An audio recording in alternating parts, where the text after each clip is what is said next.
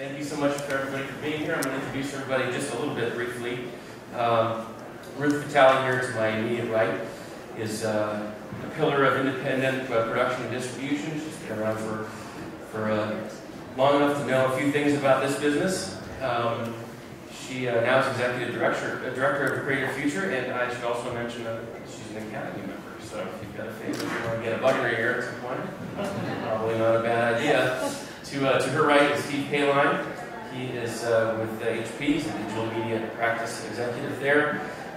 Big time consumer analytics guy, I guess, right? We're going to talk about that quite a bit. To his right is Cassian Elwes. I'm sorry, I always have a problem with is it Elwes or is it Always? It's you know it's Elwes, but it's fine. It's like Elvis with a W. Elvis with a W. It makes a lot of sense because this guy's a big time player here in Sundance. Has so many movies to talk about that it's almost ridiculous to bring them up. I'll just say a few. He producer of Margin Call, Dallas Buyers Club. I had a movie premiere last night, Knock Knock. And one of the coolest deals I've ever seen go down here at Sundance was when Cassian walked up on a pizza joint late one night. They told him it was closed, and he wouldn't have it. He cut a deal right there on the spot to reopen that restaurant and get pizza for everybody in that crew. It was the coolest thing I've ever seen. That's amazing you remember that. That was an amazing story. I'll never forget. It was the highlight of every Sundance I've been to. To his right is Dave Ginsberg with the Sundance Institute. He's the Chief Technology Officer, working in just pretty much everything that the Sundance Institute does with regards to technology, and that is quite a bit, and we'll talk about that quite a bit today too. So thank you very much, panelists, for joining us. Good morning. Sorry, I'm not looking at my phone except to pull up my questions, so just give me 1 second here, folks. So the first thing we're going to talk about, obviously, is the big trend right now is streaming and binge watching. And you know, to some degree, that has completely overhauled the way that we have distributed content. But I'm curious, at what point does it begin to affect the way that you understand and create content when it hits the creative process? What does streaming and binge watching do to the way that we're making movies and TV shows and stuff? Anything? Well, I mean, I think that the more platforms we have, the more opportunity we have to create. Right? You know, there's more platforms, there's more eyeballs. But I think that, you know, the pricing and the ability to make it, financing of it, is probably affected in some way. What do you think, Cassian?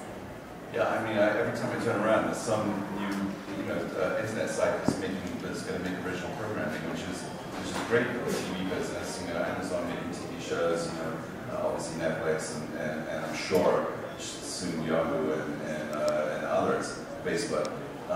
But because of the way that they make money from it, the advertising, they've got to reduce the cost of making of that television, the TV. It's good because there's more voices are being discovered and being heard. So that I was very positive about it. I think that the more that we make, the more chance there is for people to break through. And we're going to talk here about creativity that gives more new young voices a chance to show what they can do. Yeah, I think yet again we're following the music industry. Because they've kind of already gone head on into the streaming world with Spotify. We're going to get They've got into it, and again, it's further eroding profit margins in that industry. So really, they're having to be a lot more creative in terms of how they're positioning the companies in that ecosystem. So, we saw the lesson earlier with the music industry around downloadable content. And I think we have to watch them again as it starts to translate into video content. And I think it's also very exciting creatively because now you're not tied into a certain format. Television, an hour show is, in my day when I used to associate produce, 43 minutes and 26 seconds or something like that. I don't know why that sticks in my head. But now it can be whatever the story needs to be. So it's amazing that you can have a story in 2 minutes that fits in 2 minutes. You could have a story in 10 hours that works in 10 hours. And I think by having everything be a lot more platform independent, it allows creators and storytellers to really just fine-tune their creativity and not be worried about, does it fit into the mold of a feature film or a television show or whatever things used to be. And that was more done for economic reasons or marketing reasons, and now it can be about creative reasons.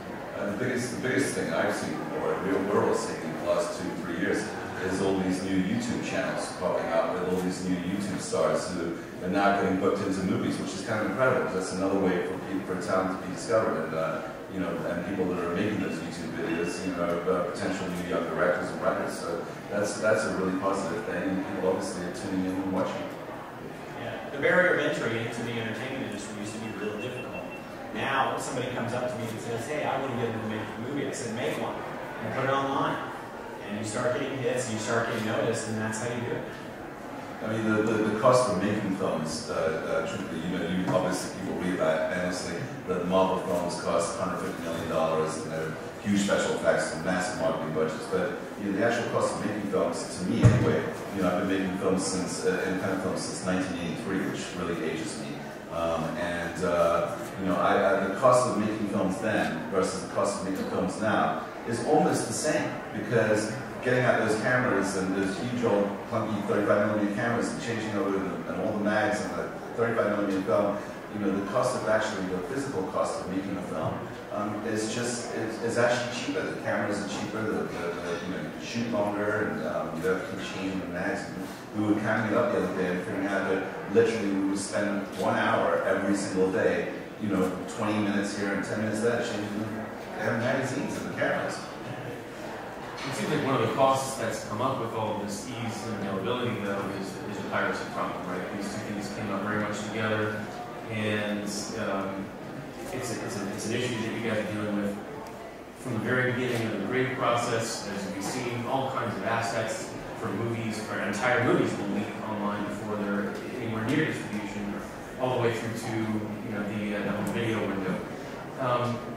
So at a time when it seems like anybody can hack into anything, and we've certainly seen some high-profile examples of that lately, what are you guys doing in your workflow from the very beginning to the very end to fight that? And I also want to get into sort of what are the real costs of piracy? I mean, we saw a little bit about that in the video, but it seems like we talk about it a lot, but it really is hurting people, right?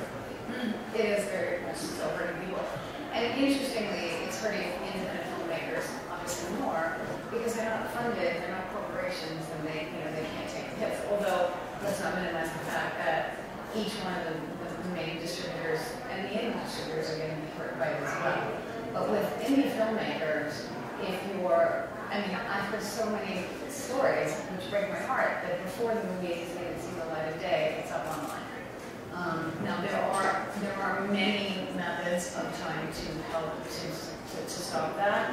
And you probably know more than I do, but there is one company that's just starting out over the last couple of years called Fortium, and they have something called Media Seal, which is an encryption device that is actually which encrypts all the way to the time that the movie comes to life, you know, during your workflow space. To me, one of the great things that actually is, in terms of technology, that's developed for us, certainly, is making independent films. And the issue of piracy is that we were, you know, 5 years ago, sending DVDs to each other. Here's the latest cut. Here's the cut for the composer. Here's the DVD for that person. And suddenly you have DVDs floating out there, rough versions of the movie and scenes from the film, and things that you don't want people to see. You just want people that you're working with to see. And fantastically, now you can get, you know, web sites that, like Vimeo or whatever, that are personalized, that you can set up your own account and have your own password, and that we only use that now. We don't get any DVDs or anything. I'm a terrible stickler about it. I'm terribly